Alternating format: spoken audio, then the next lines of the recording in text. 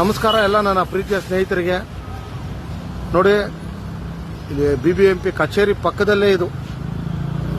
ನಮ್ಮ ಅಧಿಕಾರಿಗಳು ಏನು ಕಣ್ಣು ಮುಚ್ಚಿ ಕೂತಿದಾರೋ ಏನೋ ನನಗಂತೂ ಗೊತ್ತಿಲ್ಲ. ನೋಡ್ಬೋದು, ಇಲ್ಲಿ ಬಸ್ ಸ್ಟ್ಯಾಂಡ್ ಇದೆ, ಅದರ ಪಕ್ಕದಲ್ಲಿ ಬೃಹತ್ಕಾರದ ಮರ ಇದೆ. ಮರದ ಕೊಂಬೆಗಳು ಹೆಂಗಾಗಿದೆ ಅಂದರೆ ಒಣಗೋಗ್ಬಿಟ್ಟಿದೆ. ಗಾಳಿ ಗೀಳಿ ಬಡಿದ್ರೆ ಕೊಂಬೆ ಕಟ್ಟಾಗಿ ಮಕ್ಕಳ ಮೇಲೋ ವಯಸ್ಕರ ಮೇಲೋ ಇಲ್ಲ ನಮ್ಮ ಮೇಲೂ ಬಿದ್ದರು ಯಾರು ಇದಕ್ಕೆಲ್ಲ ಹೊಣೆ ಅಂತ. ಅಟ್ಲೀಸ್ಟ್ BBMP ಅವರು ಬೆಂಗಳೂರು ಕತೆ ಬಿಡ್ರಿ, ನಿಮ್ಮ ಅಕ್ಕಪಕ್ಕದಲ್ಲಿರೋ ಮರಗಳನ್ನೇ ನೀವು ಕೊಂಬೆಗಳು ಒಣಗೋಗಿರೋದನ್ನ ಕಟ್ ಮಾಡದೇ ಇದ್ರೆ ನೀವು ಬೆಂಗಳೂರನ್ನ ಹೇಗೆ ನೀವು ಕಾರ್ಯಾಚರಣೆ ಮಾಡ್ತಾ ಇದ್ದೀರಾ? ಎಂಥ ಕೆಲಸ ಕಾರ್ಯಗಳು ಮಾಡ್ತಾ ಇರ್ತಾರೆ ದಯವಿಟ್ಟು ಗೊತ್ತಿಲ್ಲ.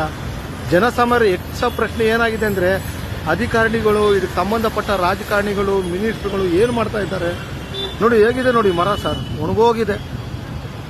ಇದಕ್ಕೆಲ್ಲ ಕಾರಣ ನಾನು ಹೇಳ್ತೀನಲ್ಲ, BBMP ನೇರ ಹೊಣೆ ಆಗುತ್ತೆ.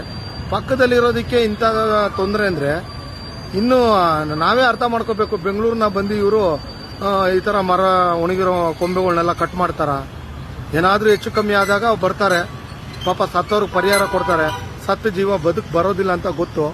ಹೀಗೆ ಮುಂದುವರೆದ್ರೆ ನಮ್ಮ ಬೆಂಗಳೂರು ಬ್ರ್ಯಾಂಡ್ ಬೆಂಗಳೂರು ಅಂತೂ ನಿಜವಾಗೂ ಆಗೋದಿಲ್ಲ.